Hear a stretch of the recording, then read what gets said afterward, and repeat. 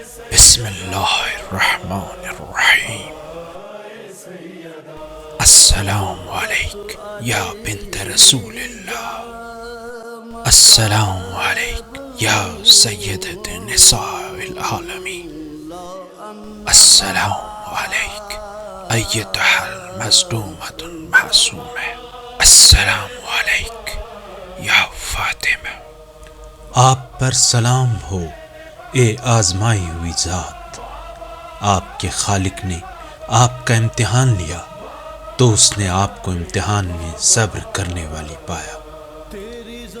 میں آپ پر ایمان رکھتا ہوں، جو کچھ آپ کے والد گرامی اور ان کے وصی کو دیا گیا اس پر ثابت قدم ہوں، ان دونوں پر خدا کی رحمت ہو۔